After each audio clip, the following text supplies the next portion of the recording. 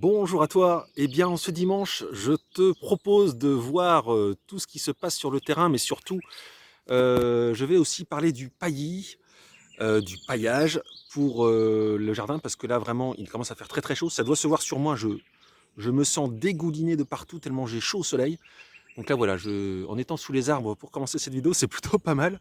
Ça me fait un petit temps de repos par rapport au soleil. Donc voilà, petite vidéo ce dimanche sur le paillage qui devient vraiment indispensable parce que là, il fait chaud.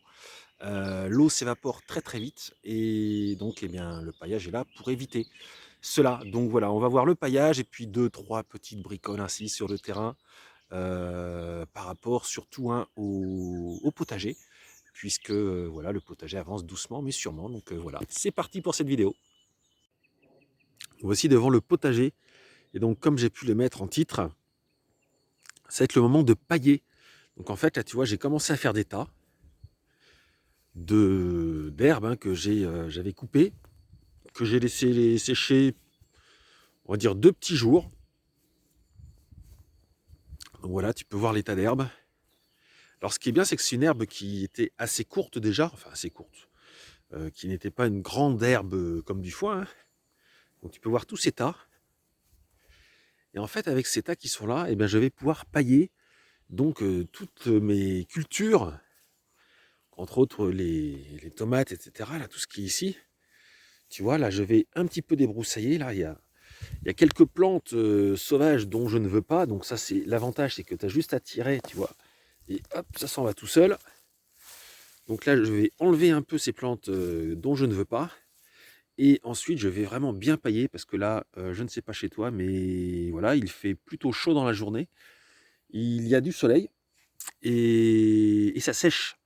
Donc je vais enlever les orties, les petites plantes sauvages et tout ça. Et je vais pailler pour éviter une trop grosse évaporation. Donc avant de pailler, ce que je vais faire, c'est que je vais bien...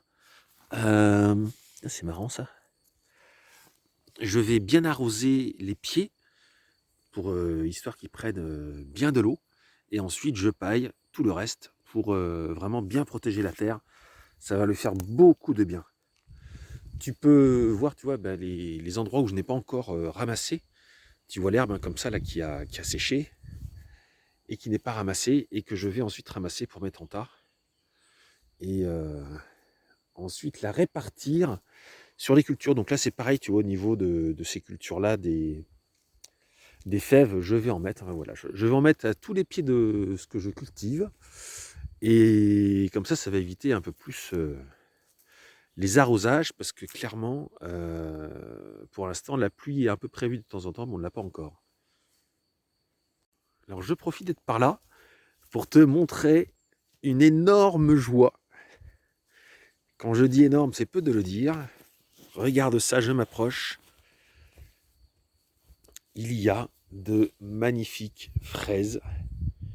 Alors déjà les fraisiers là tu vois, il y avait, ça c'est les feuilles d'origine, hein, quand je les ai plantées au printemps. Et là regarde les magnifiques feuilles qu'ils font, c'est incroyable. Et les fraises qui sont magnifiques, regarde dans la main. Ça c'est de la fraise, hein. Franchement, elle est bien mûre, bien belle, elle est magnifique. Tu peux voir toutes les fraises comme elles sont là, regarde ça un peu. C'est vraiment des très très belles fraises. Là, il y en a une en suspension qui est très jolie, celle-là. Et alors, ce qui est chouette, tu vois, c'est qu'avec le paillis que j'ai fait dessus, là, qui a bien séché, eh bien les fraises hein, ne sont pas au contact de la terre. Donc là, franchement, ben, je la récolte. Si je veux, je la passe sous l'eau, mais c'est histoire de dire. Mais franchement, elles sont très très belles. J'en ai encore qui sont là-bas. Donc c'est vraiment génial. Regarde ça. Quelques-unes qui arrivent, encore des beaux formats, hein. Voilà, c'est quand même superbe. Là également. Et toujours, tu peux voir avec ces feuilles qui sont énormes. Elles ont une taille incroyable. Et je pense franchement que de les avoir placées ici, c'était un bon plan. Parce qu'elles ont le soleil du matin qui arrive par là. Et après, quand il fait très très chaud et que le soleil est par là, en fait, là, elles ont l'ombre l'après-midi. Donc elles se portent très très bien. Et je pense que c'est très positif pour elles. Donc voilà, très très grande joie avec les fraises.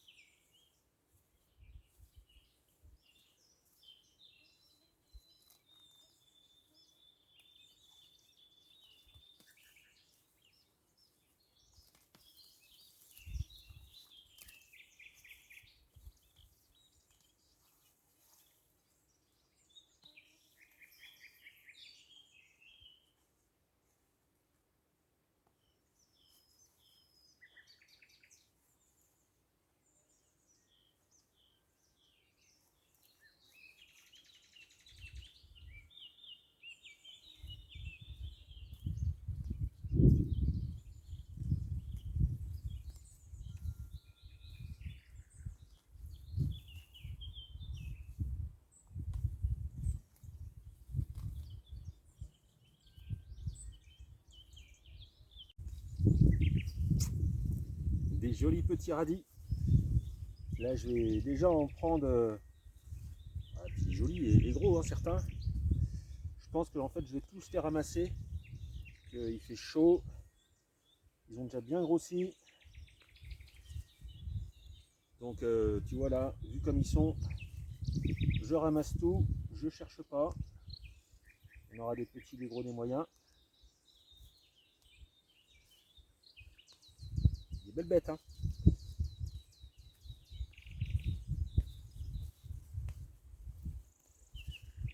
Comme ça, ils vont être bons.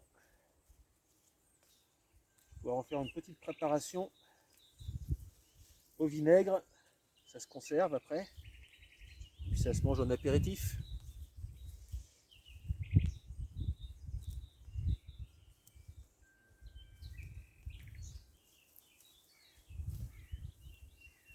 Je ramasse la rangée. Et là, franchement, je ne vais plus en remettre parce que il va faire plus chaud.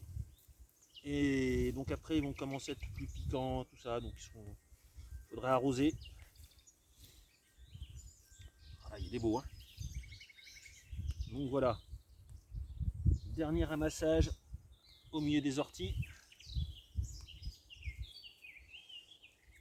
Hop.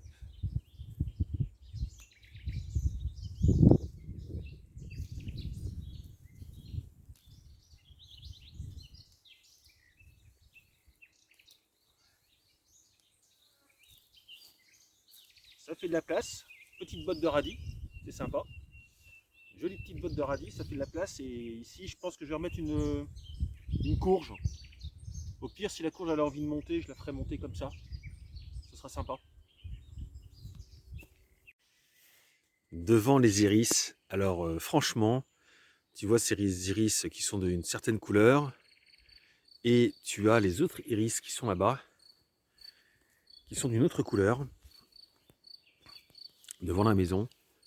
Eh bien, ce qui est incroyable avec eux, c'est qu'en fait, je ne le savais pas, mais quand tu les sens, donc à ce niveau-là, en fait, hein, au niveau du pistil, mais même ailleurs, en fait, quand tu t'approches comme ça, et bien quand tu les sens, ça sent extraordinairement bon. C'est ah tiens, bonjour petit bourdon. Tu vois, j'en parle, et bien il est d'accord avec moi. Tiens, on va l'observer. Voilà, il est reparti. Donc voilà, dans les iris comme ça, tu sens ici, c'est absolument incroyable comment ça sent bon. Donc vraiment, si tu n'as jamais senti d'iris, eh bien, je t'invite à le faire, car tu vas vraiment apprécier. Et ce qui est étonnant, c'est que, tu vois, entre l'iris de cette couleur-là et puis l'autre qui est là-bas, qui est d'une couleur, pardon, qui est là-bas, hein, qui est d'une couleur différente, eh bien en fait, on a des odeurs différentes. Donc franchement, c'est génial, c'est vraiment étonnant. Et voici donc le nettoyage fini. Bon, là, j'ai laissé entre les tomates. Bon, j'ai le poivron qui est là, mais ici, j'ai laissé quelques... Ah, encore une ortie. Celle-là, on la retire.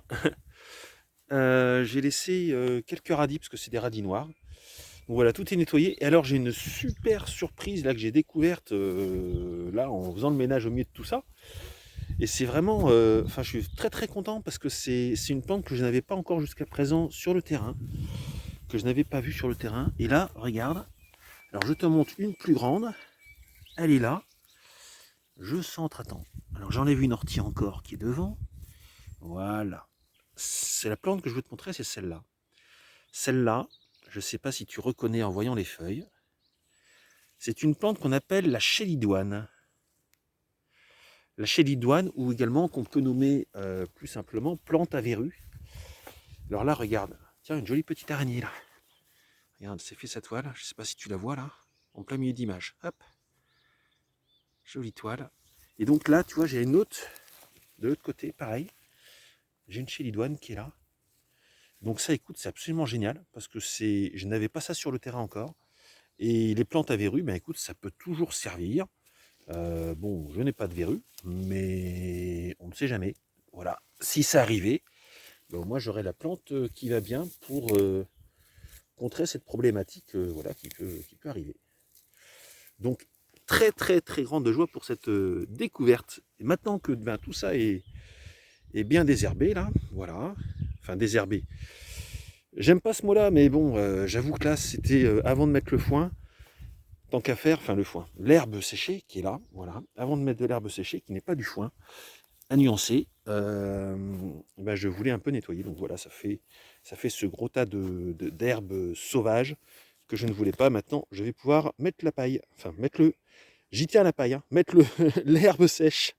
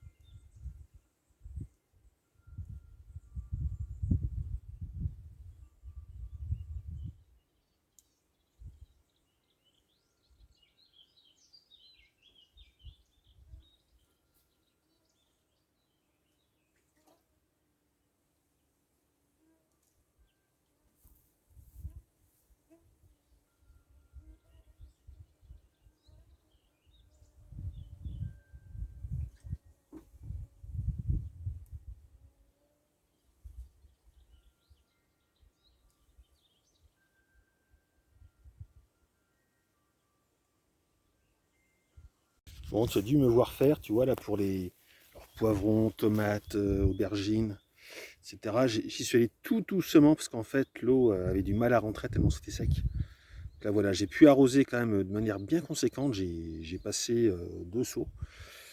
Donc c'est pas énorme non plus, mais bon voilà, ça fait quand même un bon arrosage. Quelques nouvelles de la chayotte. Alors la chayotte, tu peux voir que là, ça y est, l'acclimatation semble faite. Elle refait une belle feuille avec une belle tige qui repart. Mais en fait, ce qui est amusant, c'est qu'elle a mis toute son énergie, enfin beaucoup de son énergie en bas.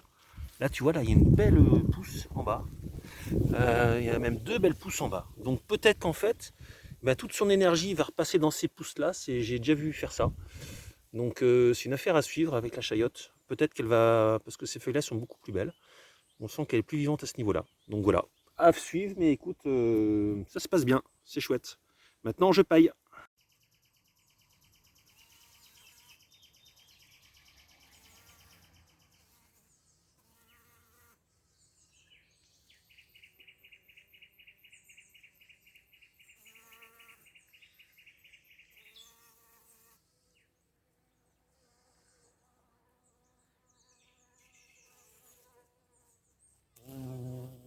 Bon, donc là, l'herbe est vraiment bien sèche, c'est cool.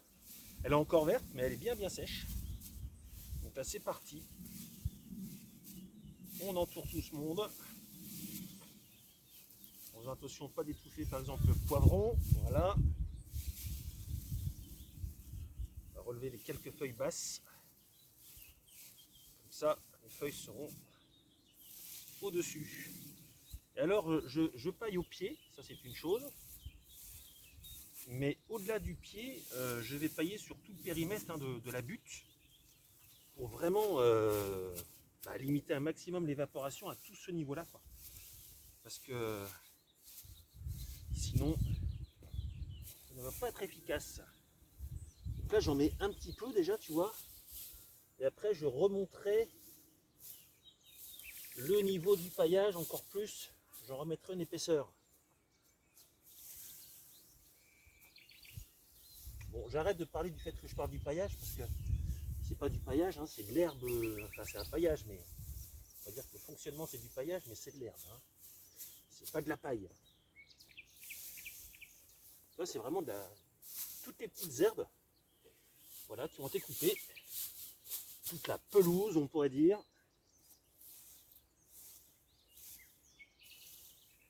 Qui a bien séché. Ça permet, voilà, de vraiment bien mettre. Je continue le boulot. Je vais remettre une belle épaisseur, encore plus, pour vraiment bien protéger. Ça fait joli en même temps, moi j'aime bien.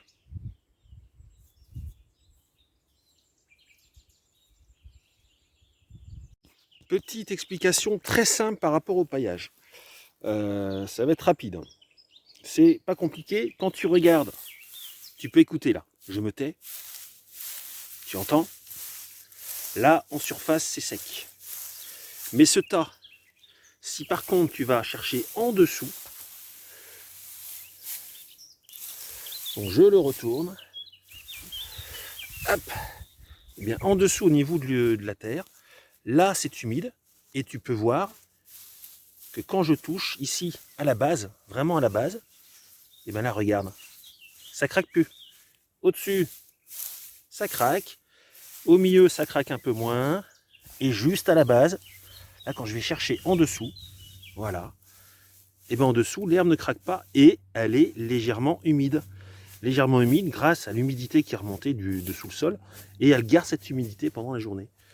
Donc voilà, explication simple et précise. Alors tout en prenant l'herbe séchée, j'en profite pour te montrer là. Il fait super chaud.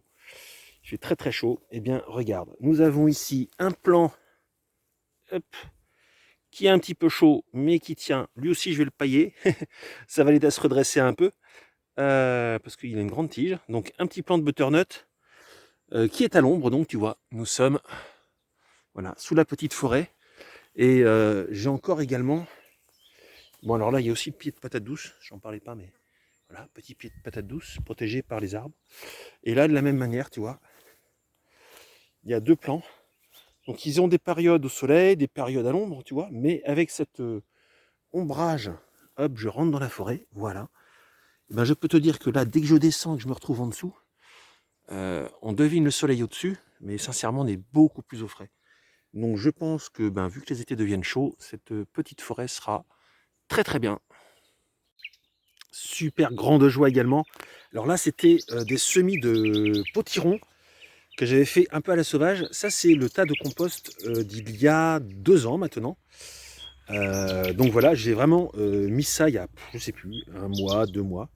J'avais mis les graines dedans comme ça. Et là, tu peux voir, voilà. Tac, tac, tac, ça y est. J'ai des graines de courge qui poussent. Donc ça, je vais vraiment les laisser complètement se débrouiller. Elles feront ce qu'elles veulent. En théorie, en nourriture, elles ont ce qu'il faut, hein, puisque c'est le compost il y a 2 ans maintenant. Et également sur le tas de compost d'il y a 3 ans que j'ai utilisé, une fois que j'avais enlevé tout le tas pour le mettre dans le jardin, eh bien ça faisait ça, tu vois, ça fait cet espace-là, un petit peu à l'abri, voilà, qui reçoit un peu de lumière mais qui est un peu caché. Et alors j'en avais planté plusieurs, j'en ai pas 36 000 qui poussent cette fois-ci ici, mais voilà, j'en ai une, tu vois, ici, tac, je viens de la trouver. J'ai un potiron qui pousse, donc je suis super content. Voilà pour cette petite vidéo du dimanche. Donc tu as pu voir comment je procède, hein, tranquillement toujours, hein, je vais à un rythme tranquille, ouais, j'ai pas envie de courir. C'est vraiment un plaisir quand je suis dans le potager et quand je m'occupe un peu des plantes et des légumes, etc. Donc si tu as des questions, n'hésite pas. Et puis je te remercie toujours, hein, de me regarder. Et tu peux donc, si ce n'est pas fait, aimer cette vidéo avec un petit pouce. Je t'en remercie d'avance. Je te souhaite un beau dimanche et je te dis à la semaine prochaine. Au revoir.